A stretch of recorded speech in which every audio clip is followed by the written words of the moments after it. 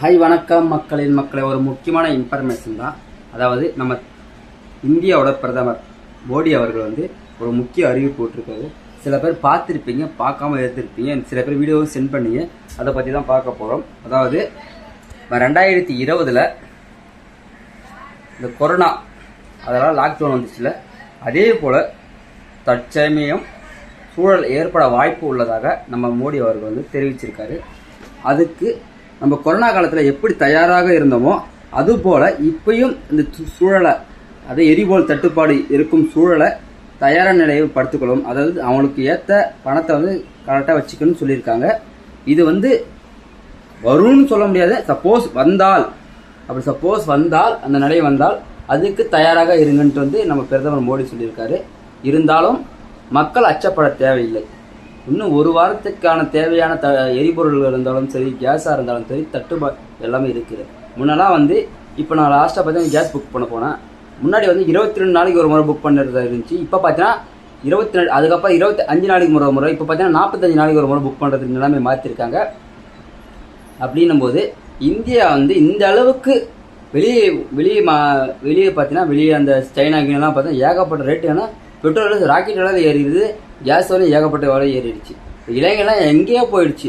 ஆனால் இங்கே பார்த்தீங்கன்னா ஒரு கண்ட்ரோலாக வச்சிருக்கு. பார்த்தீங்கன்னா மத்திய அரசுக்கு கொஞ்சம் நன்றியை சொல்லிக்கணும். கண்டிப்பாக யாராக இருந்தாலும் சரி, புரியுதுங்களா? நீங்கள் வெளிநாட்டு நியூஸ் தெரிஞ்சிக்காதவங்களாம் போய் பாருங்கள், அவ்வளோ ரேட்டு ஏறி இருக்கு. ஆனால் இங்கே அந்த அளவுக்கு கண்ட்ரோல் படுத்தி வச்சுருக்காங்க. ஆனால் இது கை மீறி போயிடுச்சுன்னா, சப்போஸ் எரிபொருள் தட்டுப்பாடு இல்லாமல் இருந்துச்சுன்னா, நான் சொன்ன மாதிரி ஆல்ரெடி நான் சொல்லியிருக்கேன் பாருங்கள்.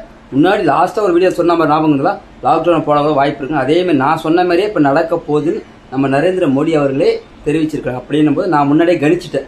வேணும்னா முன்னாடி இப்போ வீடியோ பாருங்கள். நம்ம சேனலை ஃபாலோ பண்ணால் கண்டிப்பாக நிறைய பேர் கமெண்ட் பண்ணியிருக்கீங்க, முன்னாடி இதெல்லாம் வாய்ப்பில்லை தலைவா, அதுமாரிலாம் வர வாய்ப்பு இல்லைன்ட்டு. இப்போ எல்பிஜி நம்ம இந்தியாவில் தயாரித்தாலே பிரச்சனை, சாரி சிஎன்ஜி இந்தியாவில் தயாரித்தாலே பிரச்சனை இல்லை.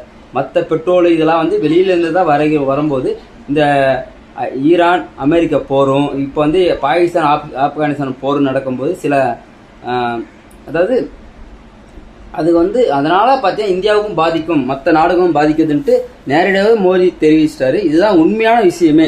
அதாவது ஒரு நாடு, இரு நாட்டு போரால உலகமே ஸ்தம்பிச்சு போய் மொத்தமும் நிற்குதுன்னா அதுக்கு காரணம் பார்த்தீங்கன்னா இந்த பெட்ரோல். இதெல்லாம் முக்கியமாக இந்த அரபு நாடுகள் தான் நம்மளுக்கு பெட்ரோல் கிடைக்கிது. இந்த எரிவாயு கிடைக்கும்போது நம்ம அங்கிருந்து அதிகமாக வராத போதோ எப்படியோ ஓரளவு சமாதானம், எப்படியோ ஓரளவு கச்சா எண்ணெயாக இருக்கட்டும், எல்பிஜி கேஸாக இருக்கட்டும் வர வச்சுருந்தாங்க. இப்போ பார்த்தீங்கன்னா நிலைமை கொஞ்சம் மாறிக்கிட்டு வருதுன்னு அவரையே தெரிவிச்சிருக்காரு.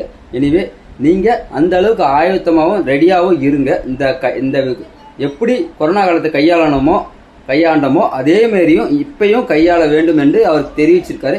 இனிமே பொறுத்து தான் பார்க்கணும். நான் முன்னாடியே இந்த விஷயத்தை கணித்து சொல்லிட்டேன். இப்பயும் அதே இதுதான் அவரும் சொல்லியிருக்காரு. எனிவே நம்ம சேனலில் முன்னாடி இந்த விஷயத்தை பார்க்கலாம், முன்னாடி போய் பாருங்கள், அதுதான் நான் சொல்லுவேன். எனிவே பார்த்து முடிஞ்ச அளவுக்கு அந்த சாப்பாட்டு, அதாவது ஒரு மாதமாக 10 நாளாக இருந்தாலும் தெரியாது, அதுக்கான சாப்பாடு செலவு காசாக இருந்தாலும் சரி, எதுவாக இருந்தாலும் சரி, எடுத்து கையில் ரெடியாக வச்சுக்கோங்க. என்ன நடக்கும்னு நம்மளுக்கு தெரியல. அதாவது மாற்றம் ஒன்றே மாறாதது, எது வேணால் நிகழலாம். அதுதான். நன்றி, வணக்கம் மக்களே.